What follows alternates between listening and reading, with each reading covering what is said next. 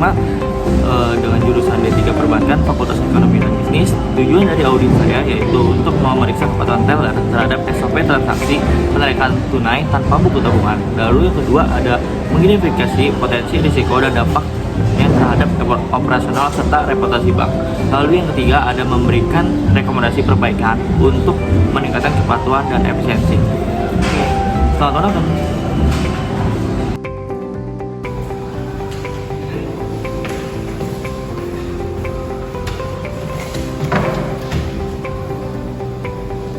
Selamat pagi Pak Armi, boleh? Terima kasih sudah meluangkan waktunya sesuai jadwal hari ini. Tim audit kami akan melakukan audit kepatuhan prosedur cabang ini, khususnya terkait operasional teller. Selamat pagi Pak Rahmat, tentu kami akan bekerja sama.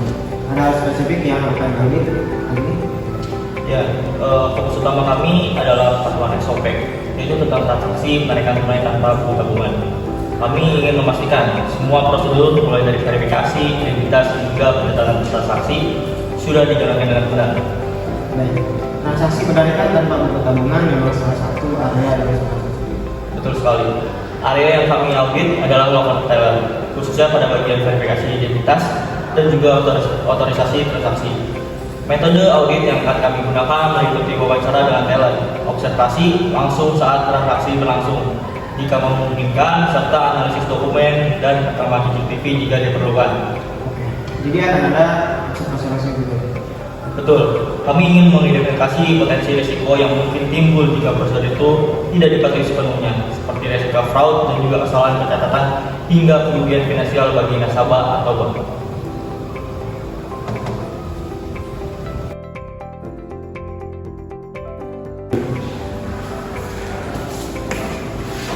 Selamat pagi.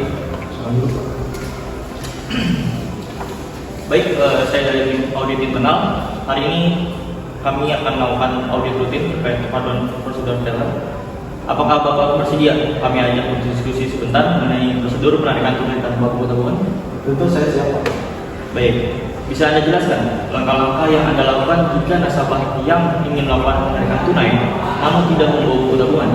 Tentu, pertama saya akan meminta nasabah menunjukkan KTP asli yang masih berlaku. Lalu saya akan melakukan verifikasi data nasabah di sistem dengan mencocokkan data KTP dengan data sistem. Saya akan memverifikasi sidik jari nasabah melalui alat fingerprint scanner kami dan membandingkan foto KTP dengan wajah nasabah. Setelah itu, saya akan meminta nasabah mengisi formulir penarikan khusus yang mencantumkan detail transaksi dan nominal penarikan. Setelah itu, semua data cocok dan diotorisasi oleh sistem, barulah saya proses penarikan dan menyerahkan uangnya Pak. Apakah ada kasus jika nominal penarikan cukup besar, misalnya 50 juta? Jika nominal terlalu besar Pak, selain prosedur standar tadi, saya mewajibkan meminta otorisasi dari supervisor atau ketua cabang sebelum memproses transaksi. Formulir penarikan juga harus ditandatangani oleh supervisor atau kepala cabang sebagai bukti otorisasi. Baik, terima kasih atas penjelasannya sekarang.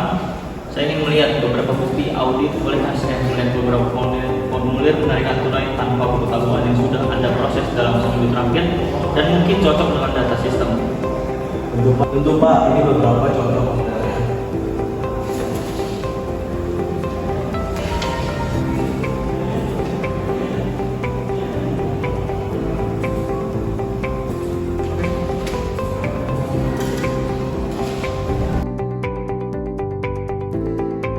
Terima kasih atas kerjasamanya pada besok. Setelah kami melakukan observasi dan analisis dokumen, kami menemukan satu temuan penting. Baik Pak. Kami menemukan bahwa pada transaksi penarikan tunai tanpa buku tabungan dengan nominal 60 juta pada tanggal 15 Juni, formulir penarikan tidak memiliki tanda tangan otorisasi dari supervisor ataupun kepala cabang. Kami juga menemukan bahwa sistem tidak menunjukkan adanya otorisasi manual untuk melakukan transaksi tersebut.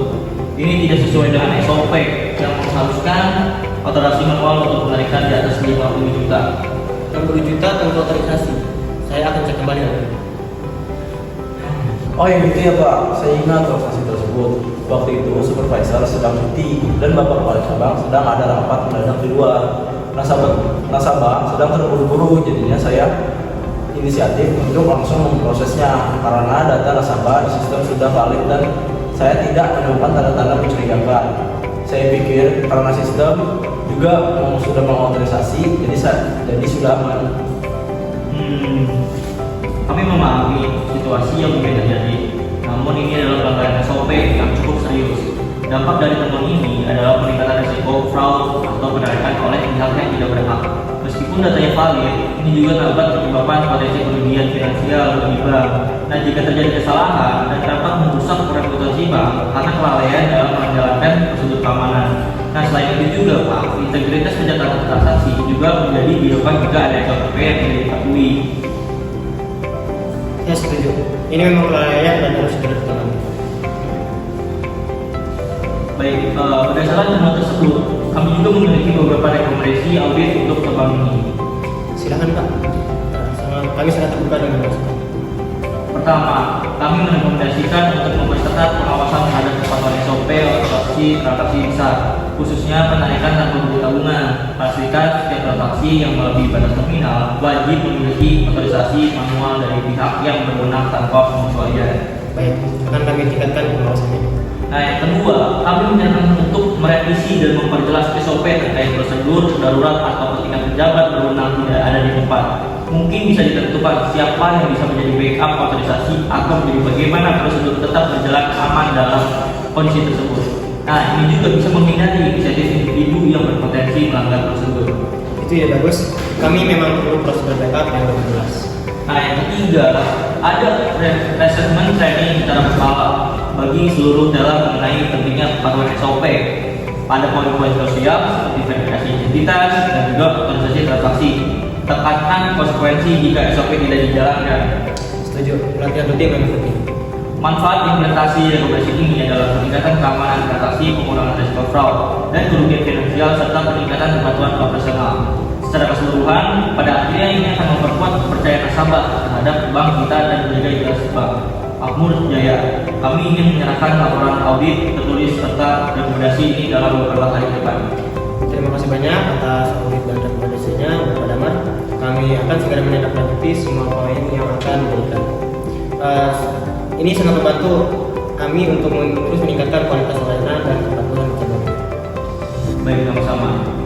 Kami yakin juga dalam tindak lanjut yang cepat Bapak Jaya akan semakin jaya. Terima kasih untuk semuanya untuk sudah hadir pada rapat kali ini.